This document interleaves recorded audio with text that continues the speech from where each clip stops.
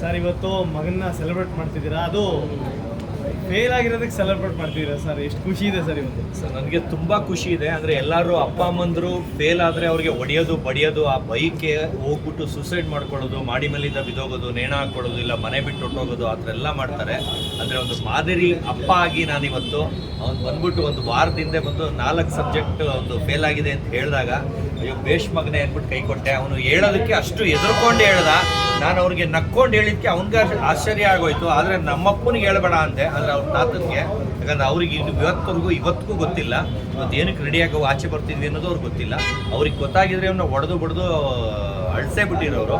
ನಾನು ಅದರಿಂದ ನಮ್ಮ ಅಪ್ಪನಿಗೂ ಹೇಳಿಲ್ಲ, ನಾನು ಮಾತ್ರ ಅದನ್ನು ಸೆಲೆಬ್ರೇಟ್ ಮಾಡ್ತೀನಿ ಅಂತ ಇವ್ನಿಗೆ ಹೇಳ್ಬಿಟ್ಟು ಒಂದು ವಾರದಲ್ಲಿ ಡೇಟ್ ಫಿಕ್ಸ್ ಮಾಡಿಬಿಟ್ಟು ಇವತ್ತು ಒಂದು 300 ಜನಕ್ಕೆ ಫಸ್ಟ್ ಟೈಮ್ ಇನ್ ವರ್ಲ್ಡ್ ಅಂತಾನೆ ಹೇಳ್ಬೋದು ಫೇಲ್ ಆಗಿರೋದಕ್ಕೆ ಪಾರ್ಟಿ ಹೆಂಗ್ ಬಂತು ಸರ್ ನಿಮಗೆ? ಅಲ್ಲ, ಥಾಟ್ ಅಂದರೆ ಸರ್ ಇವಾಗ ಒಂದು ಎಂಕರೇಜ್ ಮಾಡೋಕ್ಕೆ ಸರ್. ಇವಾಗ ಫೇಲ್ ಆದರೆ ಎಲ್ಲರೂ ಮಕ್ಕಳುಗಳು ಎದುರ್ಕೊಳ್ತಾರೆ, ಅಪ್ಪ ಅಮ್ಮಂದ್ರಿಗೆ ಹೇಳೋಕ್ಕೆ, ಮನೆಗೆ ಒಳಗೆ ಹೋಗೋಕ್ಕೆ, ಮಾಸ್ಕ್ ಕಾರ್ಡ್ ತೋರ್ಸೋಕ್ಕೂ ಎದುರ್ಕೊಳ್ತಾರೆ. ಆದರೆ ನಾನು ಬಂದು ಆ ಥರ ಇಲ್ಲ. ಯಾಕಂದರೆ ನಾನು ಇವನ್ನ ಮೂವಿಗೆ ಬಿಡಬೇಕು ಅಂತಿದ್ದೆ. ಇವಾಗ ಒಂದು ಗುಡ್ ನ್ಯೂಸ್ ಏನಂದರೆ ಝೀಯಲ್ಲಿ ರಿಯಾಲಿಟಿ ಶೋಗೆ ಸೆಲೆಕ್ಟ್ ಆಗಿದ್ದಾನೆ. ಇವಾಗ ಅದು ಒಂದು 3-4 ಮಂತ್ಸ್ ಆಚೆ ಹೋಗ್ಬೇಕಾಗತ್ತೆ. ಇಂಡಿಯಾ ಬಿಟ್ಟು ಆಚೆನೋ ಇಲ್ಲ ಇಂಡಿಯಾ ಒಳಗೆ ಮಾಡ್ತಾರೋ ಗೊತ್ತಿಲ್ಲ, ಆಚೆ ಅದು ಶೂಟ್ಗೆ ಹೋಗ್ಬೇಕಾಗತ್ತೆ. ಅವಾಗ ಏನಂದರೆ ಓದ್ತಾ ಇದ್ದರೆ ಅವಾಗ ಕಳ್ಸೋಕ್ಕೆ ಹೊಟ್ಟೆ ಉರಿಯುತ್ತೆ. ಅವ್ನು ಓದ್ತಾ ಇದ್ದಾನೆ, ಅಯ್ಯೋ ಹಿಂಗಪ್ಪ ಕಾಲೇಜ್ನ ಲೈಫ್ ಹಾಳು ಮಾಡ್ಬಿಟ್ಟು ಕಳ್ಸೋದು ಅಂತ.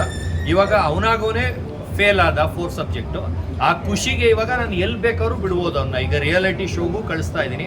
ಅದರಿಂದ ಬರ್ತಿದ್ದಂಗೆ ಅನುಪಮ್ ಖೇರ್ದು ಆ್ಯಕ್ಟಿಂಗ್ ಕ್ಲಾಸ್ ಬಾಂಬೆಗೆ ಹಾಕ್ಬಿಟ್ಟು ಟ್ರೈನಿಂಗ್ ಮಾಡಿ ಅದೆಲ್ಲ ಆಗ್ತಿದ್ದಂಗೆ. ಅಂದರೆ ಇವನಿಗೊಂದು ಸ್ಟೇಜ್ ಫಿಯರ್ ಅನ್ನೋದಿದೆ, ಅದೆಲ್ಲ ಈಗ ರಿಯಾಲಿಟಿ ಶೋಗೆ ಹೋದರೆ ಹೊಟ್ಟೋಗುತ್ತೆ.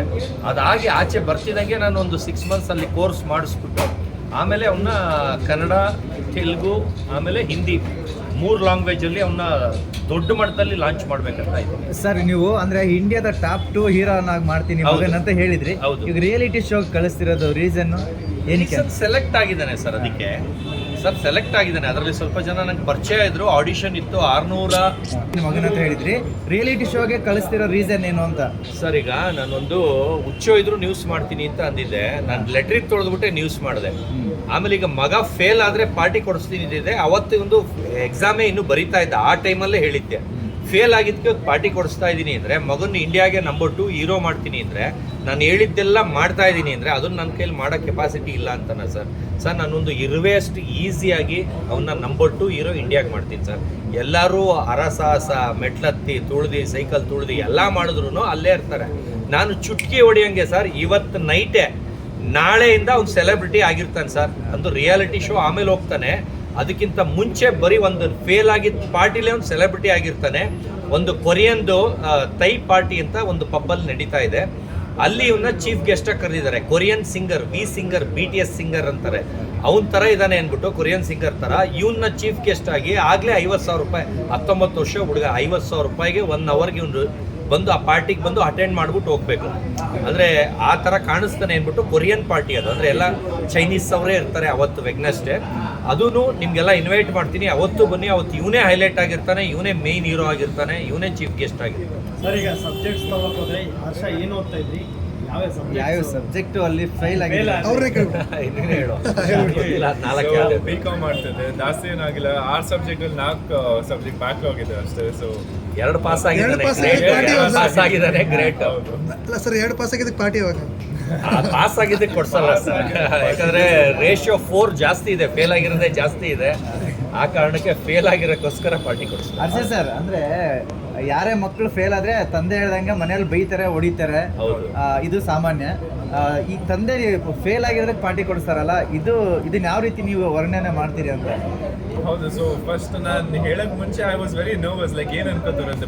ಬೈತಾರಂತ ಅಫ್ಕೋರ್ಸ್ ಗೊತ್ತಿತ್ತು ಬೈಯಲ್ಲ ಅಂತ. ಸೊ ಆಬ್ವಿಯಸ್ಲಿ ಏನು ಅನ್ಕೋತಾರೆ ಅಂತ ಸ್ವಲ್ಪ ನರ್ವಸ್ ಅನ್ಸಿತ್ತು. ಹೇಳಿದಾಗ ನಾನು ನಕ್ಕೊಂಡು ಹ್ಯಾಪಿಲಿ ಬಿಡು ಪಾರ್ಟಿ ಮಾಡೋಣ ಅಂದೆ, ಬಿಡು ಪಾರ್ಟಿ ಮಾಡೋಣ ಅಂದ್ರು. ಸೊ ಹೌದು, ಇಸ್ ವೆರಿ ಎಕ್ಸೈಟೆಡ್. ಫೇಲ್ ಆದಂತ ತುಂಬಾ ಎಕ್ಸೈಟೆಡ್. ಅಷ್ಟೇ, ನಿಮಗೆ ಅಪ್ಪನ ಥರ ಸೆಲೆಬ್ರಿಟಿ ಆಗ್ಬೇಕಂತ ಇಷ್ಟನಾ ಅಥವಾ ಓದ್ಕೊಂಡು ಮುಂದುವರಿಬೇಕಂತ ಇತ್ತ? ಓದ್ಕೊಂಡು ಮುಂದುವರಿಬೇಕಿದ್ರೆ ಪಾಸ್ ಆಯ್ತದೆ. ಅದಕ್ಕೆ ಇವಾಗ ನಾನು ಬ್ಯಾಕ್ ಹೋಗಿದ್ದಿಲ್ಲ. So of course I want to be an actor. ಮತ್ತೆ ಅದನ್ನ ಕಟ್ಟಿ ಮತ್ತೆ ಪಾಸ್ ಮಾಡ್ಕೊಳ್ಳುವಂತ ಪ್ರಯತ್ನ ಮಾಡ್ತೀರಾ, ಅಲ್ಲಿಗೆ ಸ್ಟಾಪ್ ಮಾಡ್ತೀರಾ? ಟ್ರೈ ಮಾಡೋಣ, ಟ್ರೈ ಮಾಡೋದಷ್ಟೇ, ಆದ್ರಾಗ್ಲಿ ಬಿಟ್ರೆ ಬಿಡ್ಲಿ. ಸರ್ ನಿಮ್ಗಿಂತ ಹೈಟ್ ಆಗಿಬಿಟ್ಟಿದ್ದಾರೆ ಸರ್? ನನಗಿಂತ ಹೈಟ್ ಇದ್ದಾನೆ ಸರ್, 19 ವರ್ಷ ಇನ್ನ ನನಗಿಂತ ಹೈಟ್ ಇದ್ದಾನೆ ಸರ್. ಅಲ್ಲ ಏನು ಫುಡ್ ಏನು ಸರ್ ಇದು ಫುಡ್ ಇವನಿಗೆ ಯಾವ್ದು ಪೆಡಿಯಾಶ್ಯೂರ್ ಅನ್ನೋದು 500 ಬಾಟ್ಲು ಖಾಲಿ ಮಾಡಿದೀವಿ ಸರ್. ಎಲ್ಲರೂ 10-15 ಬಾಟ್ಲು ಹಾಕಕ್ಕೆ ಒದ್ದಾಡ್ತಾರೆ. ಚಿಕ್ಕ ಮಗುವಿಂದ ಅವನಿಗೆ ಪೆಡಿಯಾಶ್ಯೂರ್ ಅನ್ನೋದು ದೊಡ್ಡವನಾದ್ರೂ ತಿನ್ಸಿ ಕೊನೆಗೆ ನನಗಿಂತ ಹೈಟ್ ಆಗಕ್ಕೆ ಸ್ಟಾರ್ಟ್ ಆದಾಗ ಒಂದು ಡಾಕ್ಟ್ರನ್ನ ಕನ್ಸಲ್ಟ್ ಮಾಡಿದ್ದೆ. ಸರ್ ಇವ್ನು ಇನ್ನೇನಾದ್ರು 7 ಅಡಿ ಆಗ್ಬಿಟ್ರೆ ಆಮೇಲೆ ಹೆಣ್ಣು ಸಿಗಲ್ಲ ಹೀರೋಯಿನ್ನು ಸಿಗಲ್ಲ ಅಂದ್ಬಿಟ್ಟು ಆಪ್ರೇಷನ್ ಮಾಡ್ತಾರೆ. ಅಂದರೆ ಹೈಟ್ ಆಗದೆ ಇರೋಂಗೆ ಬೋನ್ಗೆ ಅದೇನೋ ಕ್ಲಿಪ್ ಹಾಕ್ತಾರಂತೆ. ಅಂದರೆ ಅದು ಬೋನ್ ಇಲ್ಲೇ ಬೆಳೆಯೋದಂತೆ ಮಂಡಿದು, ಅಲ್ಲೇನೋ ಕ್ಲಿಪ್ ಹಾಕ್ತಾರಂತೆ. ಒಂದೊಂದು ಕಾಲಿಗೆ ಎಷ್ಟು 50,000 ಸಾವಿರ ಹೇಳಿದರು. ಅದನ್ನು ಕೊಟ್ಟು ಕೊಟ್ಟೋಗಿದ್ದೆ. ಅದೇನಾದ್ರು ಫೇಲ್ ಆಗಿದ್ರೆ ಆಪ್ರೇಷನ್ನು, ಒಂದು ಕಾಲು ಉದ್ದ ಒಂದು ಕಾಲು ಚಿಕ್ಕ ಆಗ್ಬಿಟ್ರೆ, ಒಂದು ಸಕ್ಸಸ್ ಆಗಿರೋದು ಬೆಳೆದೆ, ಒಂದು ಬೆಳೆದ್ಬಿಟ್ಟು ಆಮೇಲೆ ಏರುಪೇರು ಆಗುತ್ತೆ ಅಂತ ಯೋಚನೆ ಮಾಡಿ ಅಯ್ಯೋ ಆಗಿದ್ದಾಯಿತು ಬಿಟ್ಬಿಡೋಣ ಅಂತ ಬಿಟ್ಟೆ.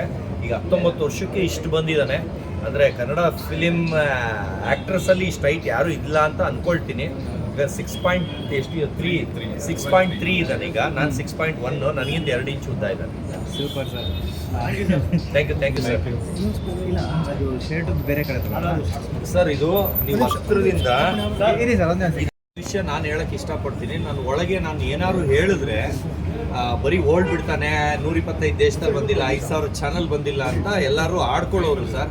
ಇವರು ಆಚೆ ಬರ್ತಿದ್ದಂಗೆ RJ ಅಮಿತ್ ಬಂದರು, ಇವರು ಬಂದರು. ಅವ್ರಿಗೆ ಪೇಷನ್ಸ್ ಇಲ್ಲ ನನ್ನ ಬಗ್ಗೆ ತಿಳ್ಕೊಳ್ಳೋಕ್ಕೆ.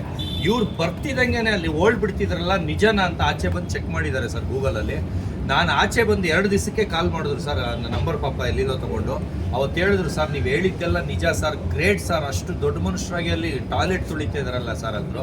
ಅದು ಅವ್ರ ಬಾಯಿಂದಾನೇ ಹೇಳಿ ಅದು ಹೇಳಿದ್ರೆ ಆ ಥರ ಒಂದು ತಿಳ್ಕೊಳ್ಳೋ ಕೆಪಾಸಿಟಿ ಇರಬೇಕು. ಸುಮ್ಮನೆ ಮಾತಾಡೋದೆಲ್ಲ ಕಂಡವ್ರ ಬಗ್ಗೆ.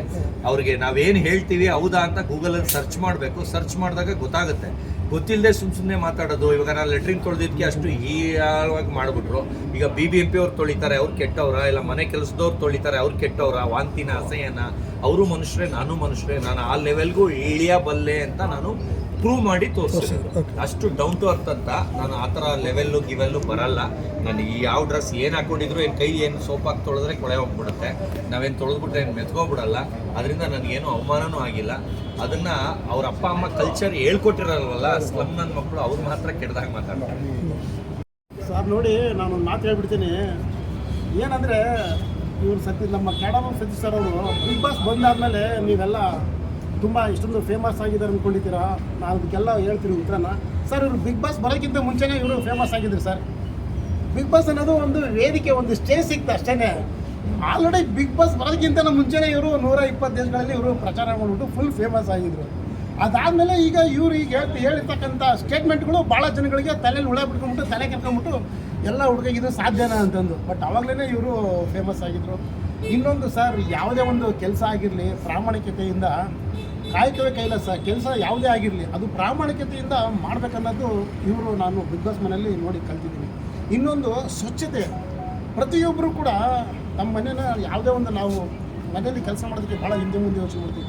ಯಾವುದೇ ಒಂದು ಕೆಲಸ ಆದರೂ ಕೂಡ ಮನಸ್ಪೂರ್ವಕವಾಗಿ ಭಾಳ ಸ್ವಚ್ಛತೆಯಿಂದ ಕೆಲಸ ಮಾಡ್ತಾರೆ ಸರ್. ಇದು ಏನು ತೋರಿಸ್ಕೊಡುತ್ತಂದರೆ ಯಾವುದೋ ಒಬ್ಬ ವ್ಯಕ್ತಿಗೆ ಕ್ಲೀನ್ನೆಸ್. ಭಾಳ ಜನ ಹೇಳ್ತಾರೆ, ಏನೋ ಹೇಳ್ತಾರೆ ಮನೆಯೇ ಕ್ಲೀನಾಗಿ ಇಟ್ಕೊಂಡಿರಲ್ಲ. ಬಟ್ ಇವರು ಬಿಗ್ ಬಾಸ್ ಮನೆಯೊಳಗೆ ಇದ್ದಾಗ ಎಷ್ಟು ಯಾವುದೇ ಒಂದು ಕೆಲಸ ಆಗಿರಲಿ ಎಲ್ಲ ಸ್ವಚ್ಛಗೊಳಿಸ್ಬಿಟ್ಟು ಎಲ್ಲೂ ಮುಜುಗರ ಇಲ್ದೇ ಅವರು ಕೆಲಸ ಮಾಡ್ತಾಯಿದ್ರು ಸರ್. ಅದು ನೋಡಿಬಿಟ್ಟು ನಾನಂತೂ ಶಾಕ್ ಆಗಿಬಿಟ್ಟೆ. ಹೊರಗಡೆ